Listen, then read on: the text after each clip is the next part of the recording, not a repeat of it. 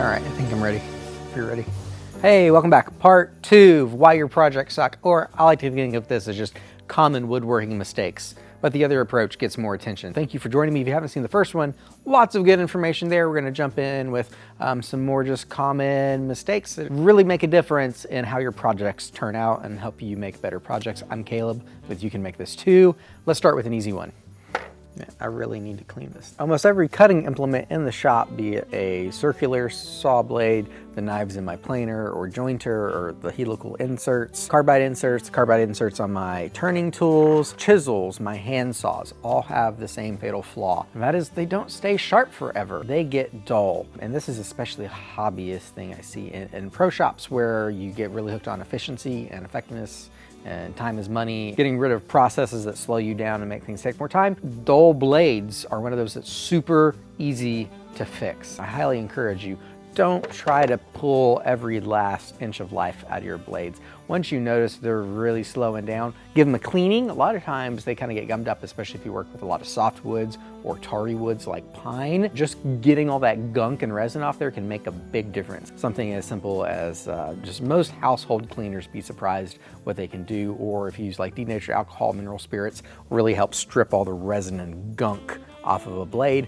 And you might notice a big performance, but they do get dull. And if it's dull, go get it sharpened. If you have a nice resharpenable blade, it's really not that expensive, or buy a new blade, put it on there. It's safer for a variety of reasons we'll get into, but mostly you're gonna get far better performance because a dull blade is gonna burn and it might wanna run away, and you're gonna have to put a lot more force into it. On a miter saw, that's not too big of a deal. It can turn into a running hazard, especially if I'm cutting and this blade is dull and I hit like a knot. Instead of cutting through those fibers, if it's already struggling and I'm pushing, it might grab and run at me, which hopefully is just a scary incident, but if you're like not conscious or in the way, could result in a kickback or something. It's kind of dangerous. But at the table saw is where it can get a lot more dangerous, especially if you use thin kerf blades, which are a very great tool if you have lower powered saws under 3 horsepower, which most home shops do. You're not going to be running that 3, 5, 7 horsepower saw. So pushing that full kerf, that's a lot of work, especially in hardwoods. So a thin kerf blade is very great. Once it starts getting dull and you're having to really force material into it, that blade can want to deflect. That deflection can lead to kickback. Kickback can lead to objects being thrown into you or you being pulled into the blade. I don't want any part of my body being pulled into a blade spinning at 3,750 RPM, no matter how dull it is. And with that, the performance, right? If that blade is deflecting, it's not giving me a straight cut. If this is just an outside edge I'm cutting, not a big deal. But if I'm ripping boards, I'm gonna glue up into a panel and what I'm ripping is gonna be my glue joint and I'm gonna try to bond that. If that blade is struggling and bending around because it's dull and I'm forcing on it, trying to shove my board through there, I'm gonna have a really bad panel because I have a bad cut, because I have a bad blade I should have replaced. So just replace it, which kind of goes into step 2, a little bit of a segue there. And this isn't like gonna change your projects, but it's gonna help keep you safe, and that's body position. Whatever tool you're at, you should never be in line with the cutting implement. And preferably wherever the stock is, you also want to be away from where the stock is. So if I'm at the table saw, normally this is out of the way if I'm like cross cutting, which I'm kind of pretending here. I don't want to be here. Normally, unless I'm doing something wide, I don't want to be between the fence and the blade, because if kickback happens, it's going to be this piece that gets kicked back into me. So I want to be out of the way, especially if I'm ripping material, I'm out of the way. So if it gets grabbed and shot, whew, it goes. The planer and jointer, well, jointer's a little weird. You're obviously on the side of the jointer, but the planer, you don't want to stand here, because something goes wrong, it's not very likely things are going to get ejected out of the back. But if anything goes phooey and that blade that's spinning super fast gets a chance to bite that board and just throw it, I actually ate kickback from my old planer once. Having a piece of hardwood shoved into your gut by a 5 horsepower motor will put you on the ground and you will not feel good for a while. Always stay out of the path of the cutting. And same thing on the miter saw, and it's just ergonomics. You don't want to be here, it's kind of awkward. Always just make sure you're off to the side. And if anything goes fooey, the only things in the way is a little bit of your arm. And last place, actually, I did want to mention this. If you're struggling using a handsaw, one of my biggest tips with using a handsaw is just get your body out of the way. There's a lot of weird things that happen with your body mechanics trying to move something in front of you, like my wrist, elbow, and shoulder all have to move in ways that's really hard to keep coordinated. But if I get my body out of the way, I can swing straight really easy, and sawing is basically just a straight swinging motion where my elbow just hinges one way and my shoulder just rocks back and forth kind of with gravity. My wrist really doesn't do much, but trying to do that's really hard to do straight. This is not. So just get your body out of the way. General all around good rule. What's next? Whole videos have been done on this. I'm gonna cover it briefly, but comprehensively, but you can go watch whole videos on this, and that's tear out. There's a few ways it normally happens, and it's pretty easy to avoid or at least mitigate.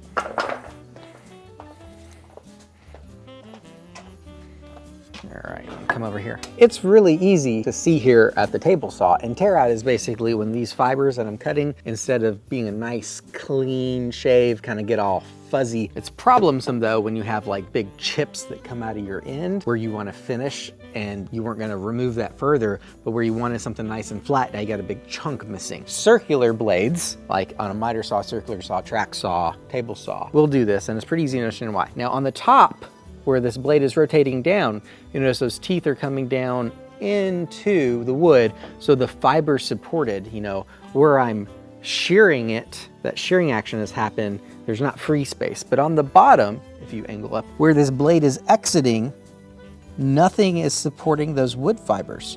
So when this is going through there, and you know, that blade is traveling in this gap, it's really easy for these wood fibers, instead of to cut cleanly, to kind of just get knocked and tear. And when that happens, you'll get a bunch of chunks on the bottom. So what do we do about it? Well, basically, most projects, you only have one really good side of the wood you're worried about. So if you're at the table saw, make sure your good side is up instead of down. You'll probably be fine if there's a good and bad side. If there's both good sides and you don't want any tear out, one, make sure you're using a dedicated blade and not a combination blade. That helps a lot. You can make a zero clearance insert and find lots of videos on those.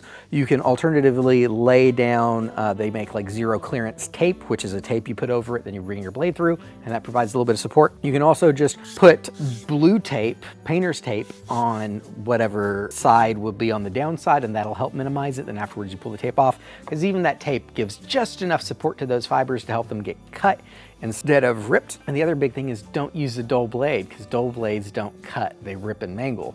So make sure using nice sharp blades will also really help minimize tear out at any circular blade type saw. Same principle here is happening at the bandsaw, and it's really easy to understand here. Obviously, where those teeth are coming into the wood, coming down, all the fiber support is going to be fine, but there's nothing supporting the wood on the bottom, so if it's going to fuzz out, it'll fuzz out on the bottom. Generally, unless you're using a super coarse blade, bandsaws don't tear out too bad, but if it happens, it's going to happen on the bottom. The next two places that it can happen is your planer and joiner, and this is a lot more annoying because normally here we're working on faces, where if you get some tear out on an edge, you might be able to sand it, round it over, put a chamfer, do some type of treatment that's gonna hide that you had some tear out, so it's not a big deal. But if it's on the face of a board and you got this big chunk missing out of, you know, the face of the board, now you've got to sand a whole you've either got to plane your way past it so everything is thinner, but if you got tear out on it, how do you know not just continuing to go past it isn't just going to cause more tear out? That's the problem. So your answer is just sand a divot to cover it, or pack it with wood filler, which may or may not look good. But we can minimize it. Helical carbide cutter heads are a great way to minimize tear out, which is instead of straight blades, you can see I have a bunch of really small knives that are tipped at a little bit of an angle. So that's the helix, spiral helical cutter head. So this minimizes, but obviously this is just sort of a premium upgrade. Now imagine this cutter head is rotating towards the end feed table. And this has to do with grain orientation. And if you've ever heard you want to machine downhill, this is what people are talking about. On the side here, hopefully you can see this. I have these grain lines and they're running this direction. Let's say it enters here and then it comes and exits here, or vice versa. It enters here and then exits this way. So this way would be downhill. Let me get a pencil. You want to come here on the side. No, this way.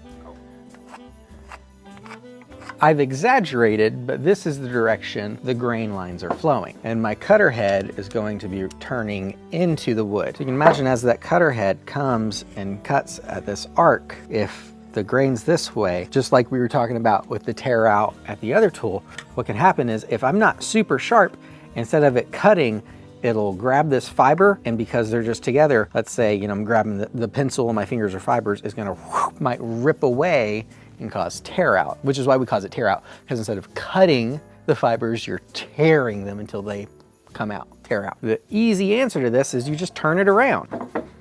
And now my grain is running this way and it moves over the spinning cutter head and it goes that direction.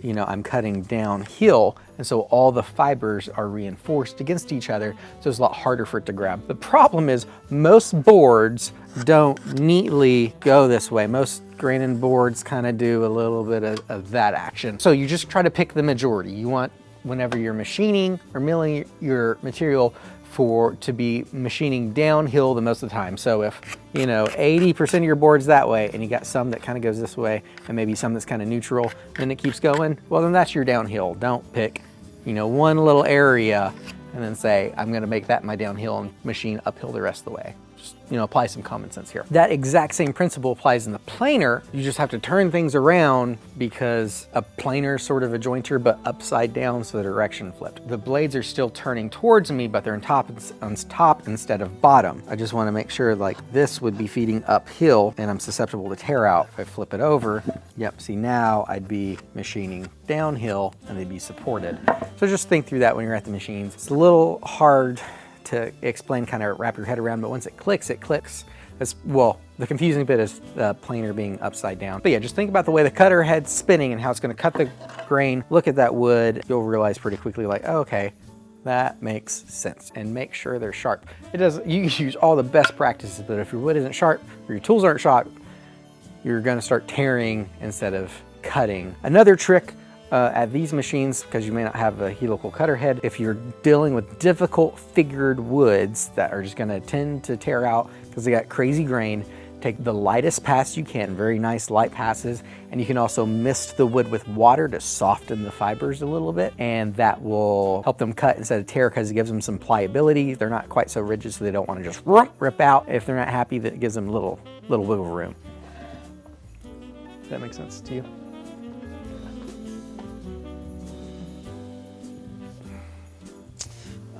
Demonstrate this.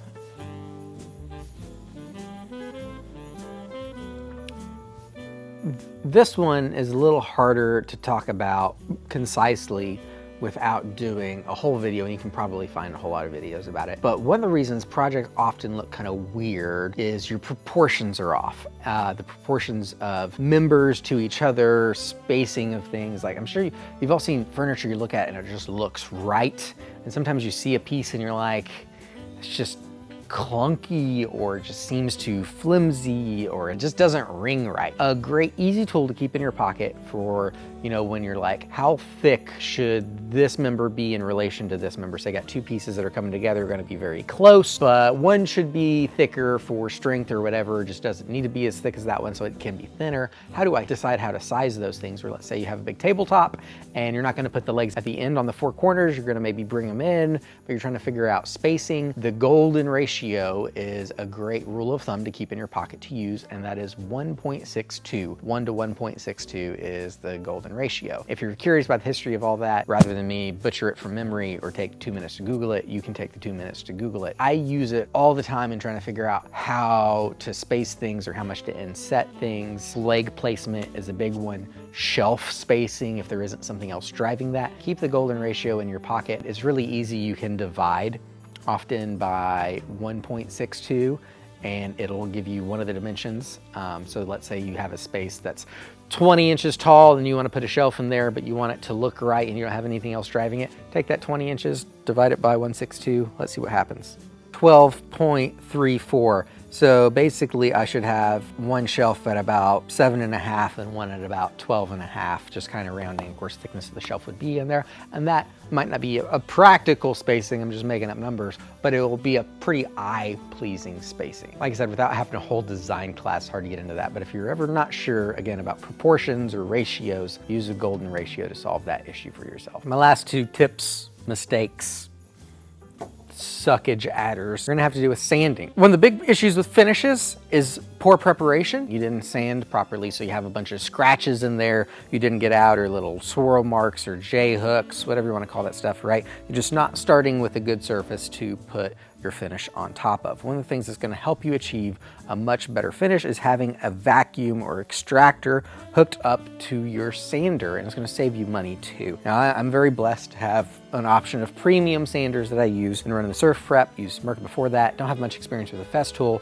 but premium sanders that have very good dust extractant. But even before that, even when I was just using like Rigid and DeWalt, just box store sanders, you will greatly increase the life of your sandpaper, how fast you sand, and the results by having a vacuum attached to it. Because most of those, that dust bag, if it just has a dust bag, doesn't really do much. It just collects whatever gets thrown out of the machine. But here's what's kind of happening. Most sandpaper looks something like this. You have 5 or 6 big holes that the sand, as this thing is swirling around, has to make its way to, and then hopefully, you know, there might be a little bit of draw just from a fan hook to the motor, blowing it to a collection bag if you don't have a vacuum actually sucking and drawing out. And this is sanding, sitting here making, turning really fast, doing some like magic geometry voodoo, making a whole bunch of dust. Where's that dust go? Hopefully you're sanding at the nice pace of about 1 inch a second, where sandpaper works really well. But if you're not evacuating that dust, it's accumulating. So eventually what you're doing is you're kind of making a little pile of dust under here, with some of it making its way out, where this sandpaper and that grit is just kind of polishing that pile of dust to finer and finer dust, and a little bit of the grit is making its way through that pile of dust, actually doing work. And that's also building up a lot of heat, and heat is the enemy of all sharpness. When anything gets hot, it gets softer, and when it gets softer, it gets dull faster. So if you're not evacuating that dust, you have a lot of wasted effort, you're building up a lot of heat, and you're dulling your paper faster, and you're not going to be removing material as fast. So just simply hooking a vacuum up to that. If it's a dust extractor, fantastic. If it's just a shop vac, that may not be ideal, but it's going to step up your sanding game that much better, because now you actually have suction drawing all that dust out of the way to keep your sandpaper clear, so it's not going to gum as much. The effort, the work being done, is actually going to be going into your surface, not this little pillow of dust you're making, and it's going to help keep it cooler because it's not sitting there on that pile, so it'll stay sharp longer.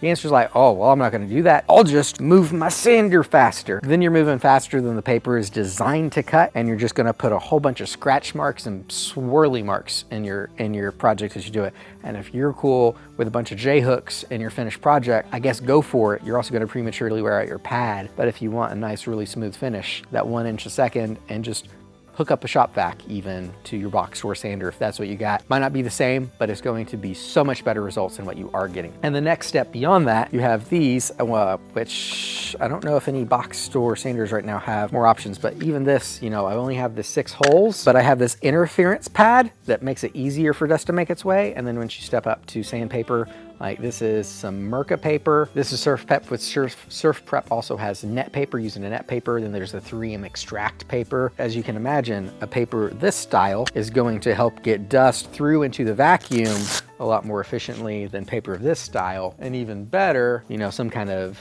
net or net combination. You know, having the vacuum is a big thing. Purpose there is to remove the dust. So anything else you're doing, like choosing sandpaper that helps you evacuate that dust, is also going to step up your sanding game. And with that is when your sandpaper gets dull, change it. And if you want more on sanding, I might have mentioned this, I did a whole in-depth video on sanding, deep dive, we'll link it below, and on wood filling and others. I've been kind of working through sort of a beginner series on how to get the best results with all those processes if you want to go deeper. But another big thing, kind of closing note, is remember why you're making whatever it is you're making. I imagine most people watching, this is a hobby thing, right? Maybe it's a side hustle as well, but it's supposed to be fun, and hopefully you're doing it ultimately because you enjoy it. That's why you're not choosing to do something else to earn a little pocket cash, or just buying whatever it is you're out there making. So remember to enjoy the process and always put that in perspective. And if it stops being fun, step away. Maybe go consult a resource, right? Probably if it's not fun, it's probably because something's going wrong. And there's probably an answer to that. So go consult a resource, take a breather, come back at it with fresh eyes, and ultimately think of it as a journey. Because unless you're really a production shop making the same thing over and over and over and over, you're never ever going to become perfect at making whatever that thing is that you're making, because you probably haven't made a ton of them and you're never gonna make a ton of them to perfect the process.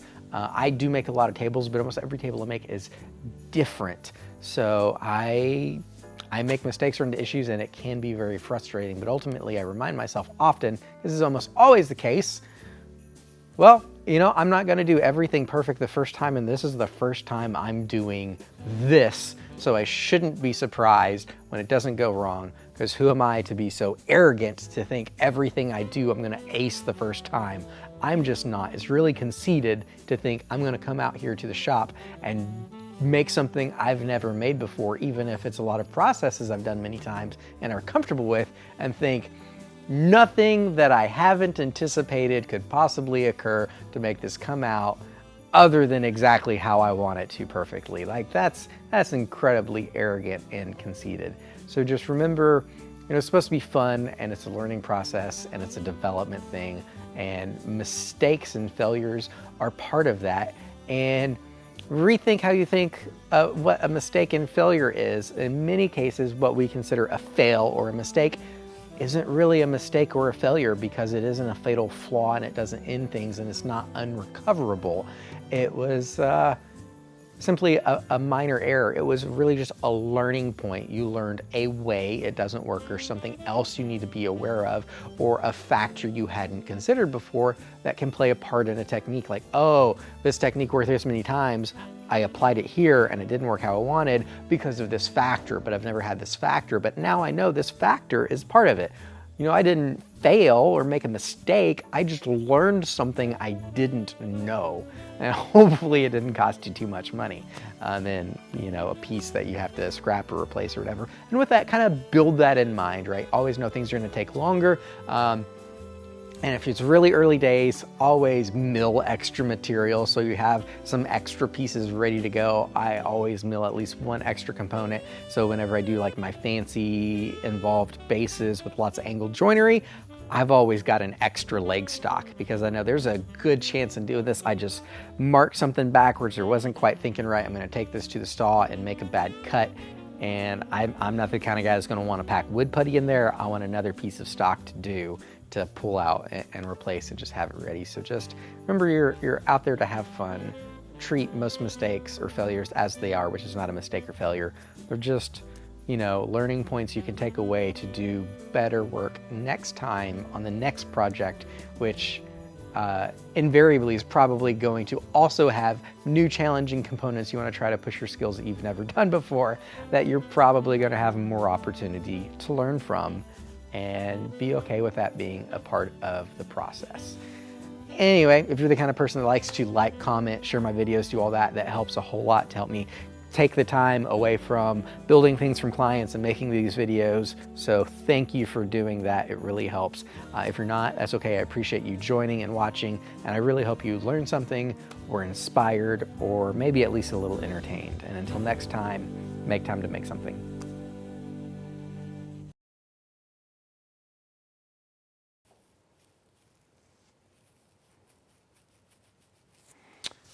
Is there anything you want to do? Maybe we can jump on one of these in a minute.